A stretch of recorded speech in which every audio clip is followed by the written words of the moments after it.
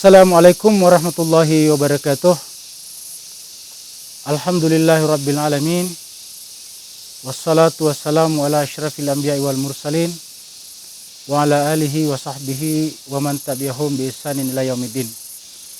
Pembahasan kita sekarang adalah ayat yang ke-6 dari surat Al-Baqarah. Setelah sebelumnya 5 ayat berbicara tentang Al-Qur'an dan orang bertakwa yang menjadikan Al-Qur'an sebagai petunjuk. Sekarang kita bicara tentang orang-orang yang menentang, menolak, mengingkari penggunaan Al-Quran sebagai petunjuk. Mengingkari, menolak, dalam ayat ini disebut dengan yakfurun. Mereka melingkari atau kafaru.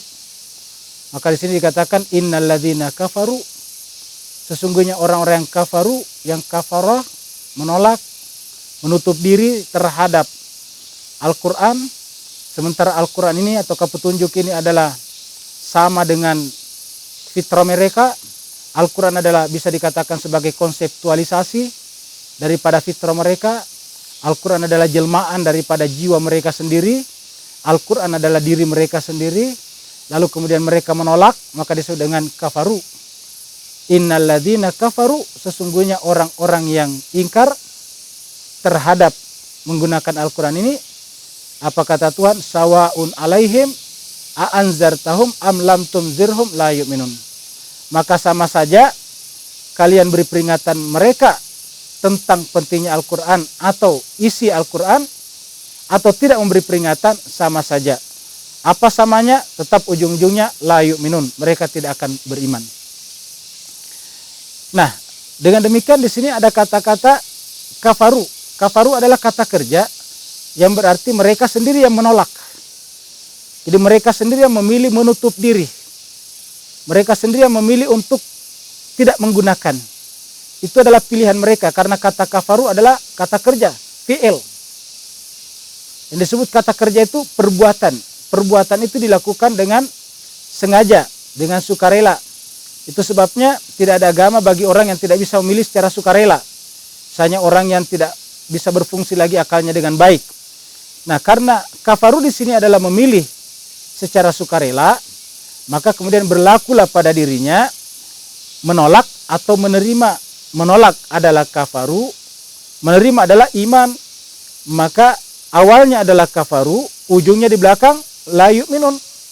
Innalladzina kafaru sawaun alaihim a'anzartahum am lam tunzirhum la yu'minun.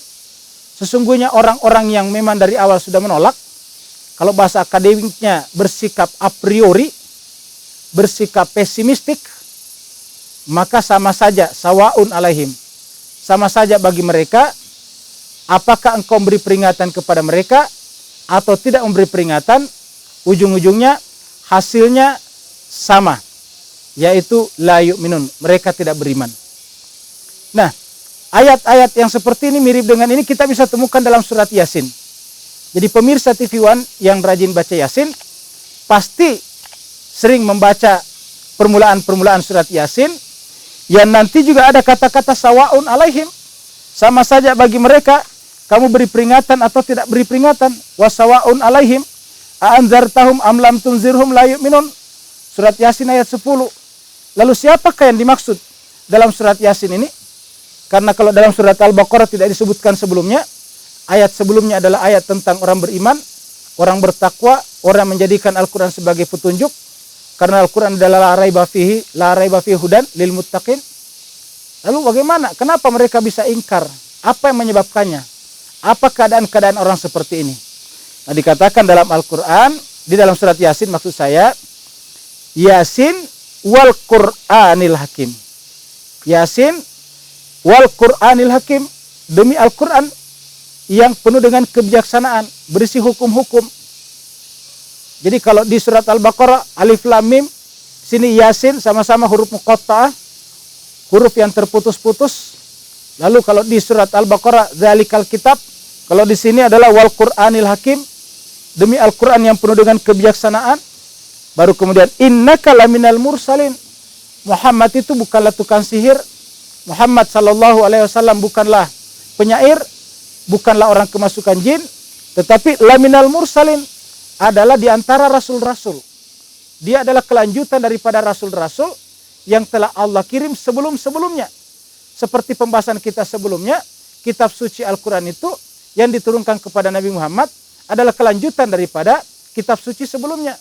Maka ketika kita mengimani Al-Quran, sama dengan juga mengimani kitab-kitab sebelumnya. Alladzina yu'minuna bima unzila ilaika wa ma unzila min qablika. Mengimani kitab yang diturunkan kepadamu, juga mengimani kitab yang diturunkan sebelumnya. Kenapa? Nabi Muhammad itu adalah laminal mursalin. Dia adalah termasuk di antara rasul-rasul. Untuk apa? Ala siratin mustaqim. Membimbing, menuntun manusia untuk berada di atas jalan yang lurus. Yang tentu saja secara otomatis Nabi Muhammad sendiri terlebih dahulu berada di atas jalan itu. Jadi Rasulullah itu, Muhammad bin Abdullah ini adalah ala siratin mustaqim. Dia berada di atas jalan yang lurus. Kenapa? Karena perbuatannya, kata-katanya, sikap diamnya sejalan dengan Al-Quran. Al-Quran Al-Hakim. Sejalan dengan Al-Quran Al-Hakim, maka jalan yang lurus. Tanzil al-Azizir Rahim. Al-Quran ini bukan ciptaan Nabi. Al-Quran ini adalah merupakan wahyu yang diturunkan, tanzil dari Allah Subhanahu wa taala yang Maha Perkasa lagi Maha Penyayang. Yang Maha Mulia lagi Maha Penyayang. Untuk apa? Apa tujuannya? Tujuannya adalah litunzira qaumam ma unzira aba'uhum fahum ghafilun.